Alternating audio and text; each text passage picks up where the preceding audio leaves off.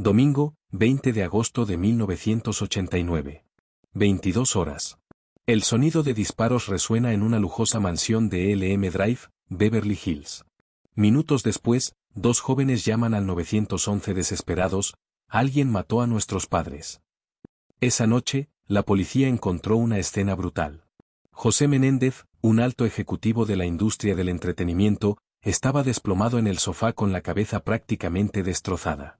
Su esposa, Mary Louise Kitty Menéndez, yacía en el suelo con múltiples heridas de bala a quemarropa.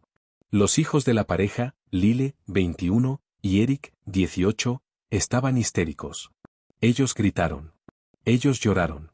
Dijeron que habían salido a ver una película y, cuando regresaron, encontraron a sus padres muertos. Nada parecía fuera de lugar en la casa. No hubo ningún allanamiento. No se robaron objetos de valor. Lo único que estaba claro era que los disparos se habían producido por ira. Con furia. Sin embargo, esa noche la policía no detuvo a nadie. Los dos hermanos se sintieron consolados.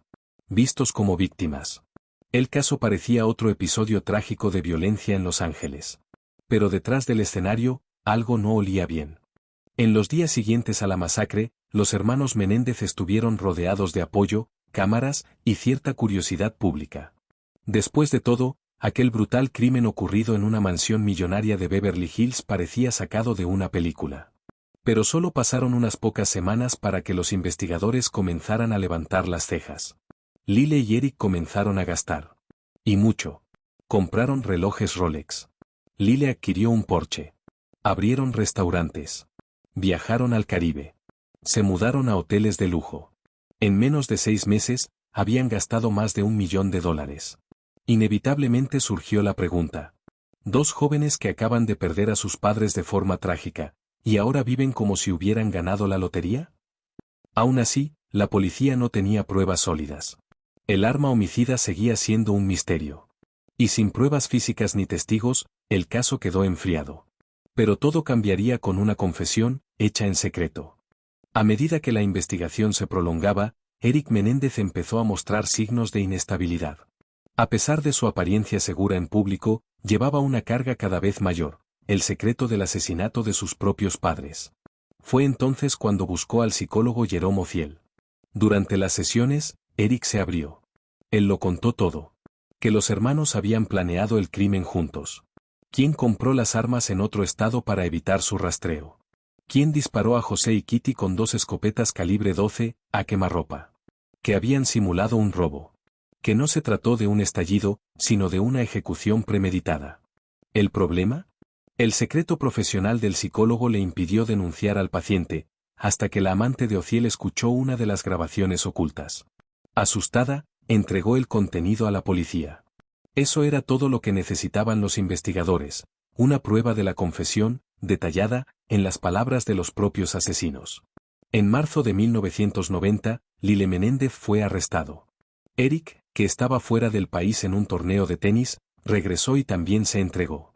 Estados Unidos observó conmocionado cómo dos jóvenes ricos y aparentemente perfectos se desplomaban. Pero lo que vino después sorprendería aún más. Con los hermanos detenidos, el caso parecía resuelto. Pero el juicio sacaría a la luz una narrativa completamente diferente. La defensa de Lyle y Eric presentó una historia que dividiría al país. Según sus abogados, los hermanos no eran monstruos impulsados por la codicia, sino víctimas de años de abuso físico, emocional y sexual cometidos por su padre, José Menéndez. Eric, entre lágrimas, dijo ante el tribunal que el abuso comenzó cuando tenía apenas 6 años. Que su padre le obligó a guardar silencio. Que Kitty, la madre, lo sabía, y cerró los ojos. Lyle confirmó todo. Dijo que la atmósfera dentro de la mansión era opresiva. Que la imagen de la familia perfecta escondía una realidad de terror psicológico.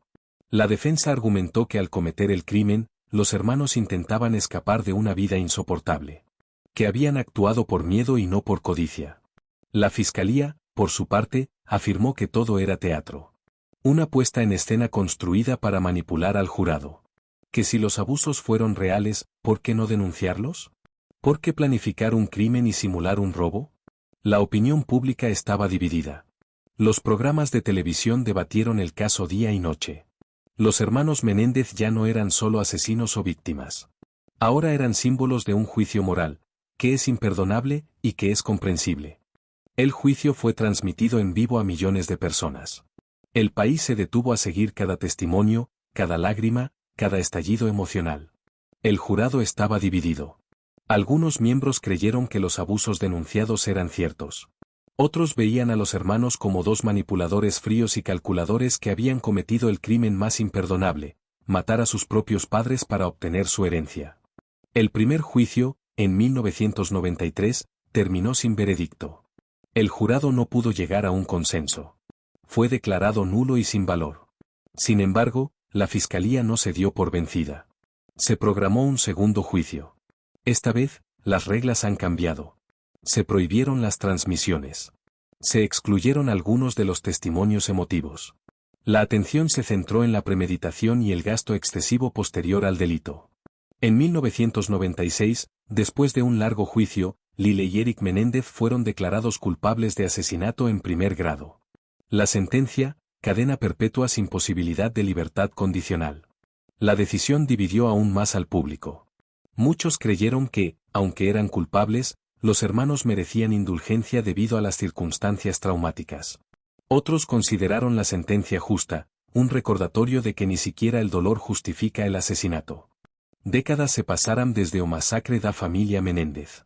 Más até hoje, o caso continuo a gerar debates acalorados, documentarios, podcast e milares de análisis online. Por qué? Porque não é apenas uma historia de assassinato. É uma historia sobre apariencia e verdade. Sobre o que acontece cuando o lar perfeito é, na verdade, uma prisão invisível. Na prisão, Lyle e Eric reconstruíram suas vidas. Estao e malas separadas, mas se correspondem. Participam de projetos educativos. Alguns acreditam que se tornaram homens diferentes. Outros jamais esquecerão o que fizeram naquela noite de agosto. En 2021, o caso voltou as manchetes após a Netflix lançar uma série documental sobre o crime. Nas redes sociais, milares de jovens pasaram a defender os irmãos, dizendo que foram máis vítimas do que criminosos. Hoje, a Peticoes pedindo revisao da pena. Novas testemunhas afirman que sabían dos abusos. A pergunta permanece viva. Os irmãos Menéndez deben pagar para sempre? Ou merecem uma segunda chance? Tal vez nunca tenamos uma resposta unánime. Mas o caso Menéndez continua a nos lembrar de que o horror, muitas veces, nasce dentro das paredes que deberían nos proteger. E, ás veces, os monstruos dormem no cuarto ao lado.